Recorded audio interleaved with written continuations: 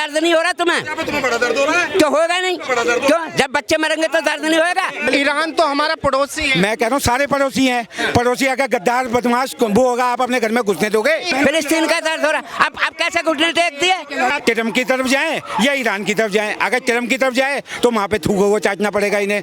मोदी ने इतना बढ़िया काम कर रखा है दोनों तरफ से, 2 दिन में ना पलटी करवा देते हैं। आप 56 देशों की बात छोड़िए, वो 56 देश में से 1-2 देश को छोड़ के सभी पढ़े लिखे लोग हैं और सभी सब समझदार हैं।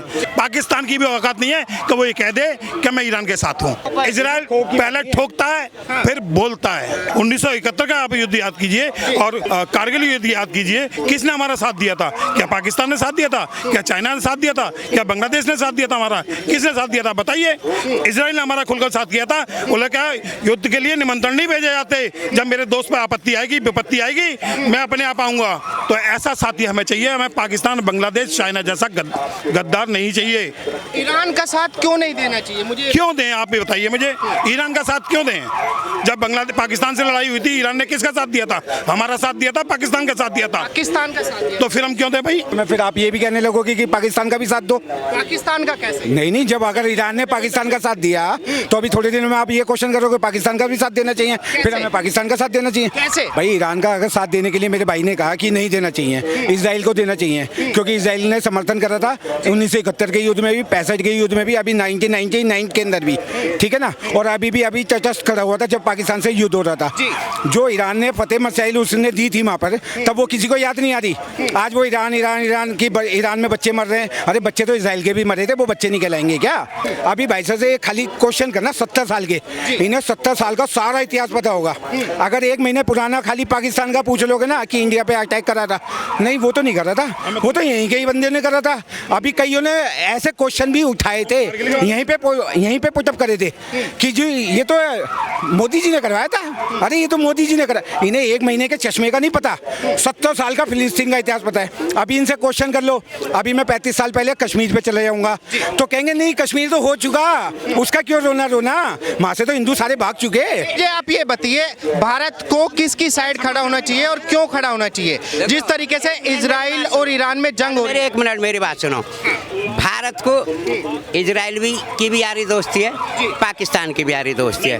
पाकिस्तान की यारी दोस्ती। गलती से अरे पहले यार सुन ले, निकल के जबान में से दांत नहीं आ गए मुंह में यार, रुको ना फिर तो बोले तो निकल गए भूले से। मैंने भी आपको चाचा बोला। हाँ तो भूले से निकल गए पहले मैं, हाँ भूले से निकल गई बात।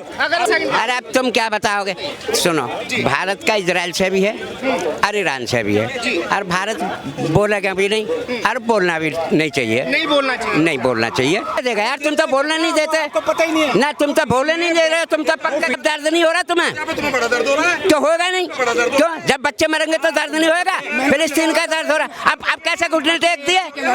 बच्चे एक के कहलाएंगे, जिसके भी मरेंगे तो कहलाएंगे। आओ तो सही, अरे आओ तो सही। अभी इजराइल ने मिसाइल से यहीं डाला था तुम्हें। भारत के अंदर मुसलमान भी रहते हैं, तो उसके लिहाजे से मोदी जी को ईरान का साथ देना चाहिए।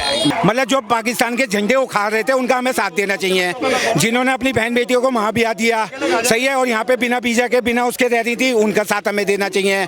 अगर वो अगर हमारा पाकिस्तान मैच जीत जाए, उनके इलाके में पटाखे बजें, तो हमें उनका ताली बजा के स्वागत करना चाहिए। अगर इंडिया भी मैच जीता था, इंडिया भी वर्ल्ड कप जीता था, तब पत्थरबाजी हो गई, हमें उन लोगों का साथ। भाई प्रेम के लिए कोई बाउंड्री थोड़ी। भाई साहब ये क्वेश्चन आपका ना मैंने हिंदू के नाते वो क्वेश्चन कर रहा, ना मैं मुस्लिम के नाते कर रहा, आप मेरे मुंह में शब्द डाल रहे हो। कह रहे कि भाई ईरान तो हमारा पड़ोसी है। मैं कह रहा हूँ सारे पड़ोसी हैं। पड़ोसी अगर गद्दार बदमाश वो होगा, आप अपने घर में घुसने दोगे? इजराइल से हजारों किलोमीटर दूर भारत का क्या? आपने क्या कहा?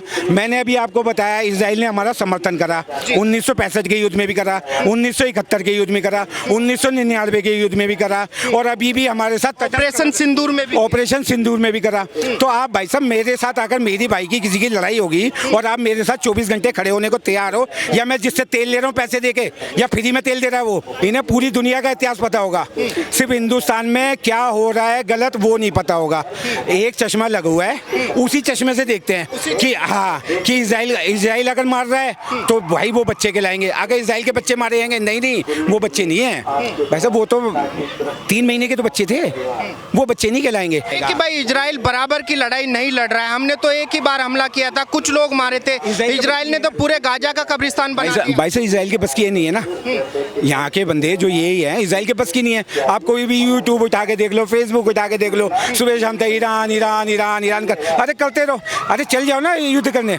अभी ईरान से हमारे मोदी जी ने बच्चे बचा के लाए। इजराइल जो इजराइल जिस तरीके से इजराइल काम कर रहा है, पहले गाजा को कब्रिस्तान बना दिया, जो है ईरान की बारी है, अमेरिका भी कूद पड़ा है युद्ध के अंदर, तो क्या लग रहा है अभी तो अमेरिका के ट्रम्प को थोड़े दिनों पहले अब्बू कर रहे थे ये सारे कि वो ट्रम्प ने युद्ध रुकवा दिया, ट्रम्प ने युद्ध रुकवा दिया। अब ट्रम्प ने क्यों मार दिया ईरान को? अब ये इनके पास ये दोनों, एक तरफ कुआं हो गया, एक तरफ खाई हो गई। अब क्या हम ट्रम्प की तरफ जाएं या ईरान की तरफ जाएं? अगर ट्रम्प की तरफ जाए तो वहाँ पे थूक को चाटना पड़ेगा इन्हें, अगर इधर की तरफ जाएंगे तो यहाँ मरे, तो दोनों तरफ कुआं खाई। मोदी ने इतना बढ़िया काम कर रखा है, दोनों तरफ से 2 दिन में ही ना पलटी करवा देते हैं। इन्हें ये उम्मीद हो जाती है कि यार अब हम जाएं किसकी तरफ। आज ये वाला मुद्दा छीन लिया, कल को दूसरा मुद्दा छीन लेंगे। भारत जो है इजराइल के साथ में खड़ा है। वैसे जो हमारा प्रधानमंत्री जी का स्टैंड है 100% हमारा वो स्टैंड होना चाहिए। देश के मुसलमानों ने भी मोदी जी को वोट दिया है, तो देश के मुसलमानों को मोदी जी रिप्रेजेंट करते हैं इंटरनेशनल। मोदी जी ने कभी ये कहा कि मैं खाली हिंदुओं के लिए हूँ? उन्होंने सबका साथ सबका विकास की बातें करते हैं, ये मानते हो? कभी उनके मुंह से कोई गलत शब्द बोला है? बताओ। अब यहाँ पे आके लोग कहते हैं कि जी नहीं मोदी जी हमारे लिए नहीं। आज सारी योजना 1 to all उठा के देख लो, अगर किसी में भी वो वंचित रह रहे हो तो जाके कंप्लेंट करें। आप पोर्टल पे जाके कंप्लेंट करो ना, पहले वाला शासन कोई ना है कि देश के संसाधनों पे पहला हक उनका है।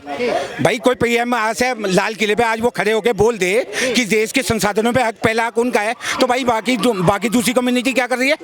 भाई सारा तुमने उन्हीं को बांटना है, तो बोल दो ना कि एक समुदाय खाली। इसमें आपकी राय क्या है कि भारत को कहाँ पे खड़ा होना चाहिए, किसके साथ होना चाहिए भारत?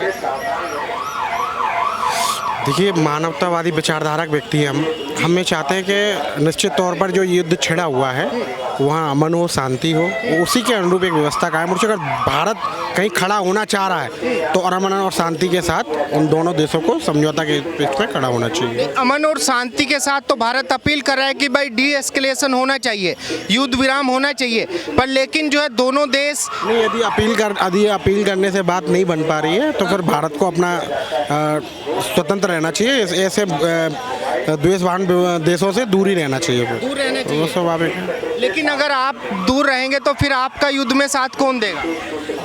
जैसे अगर आप किसी के लिए आवाज़ नहीं उठाएंगे तो कल आपके लिए कौन आवाज़ उठाएगा? नहीं जैसे भारत और पाकिस्तान की अभी ऑपरेशन सिंदूर हुआ।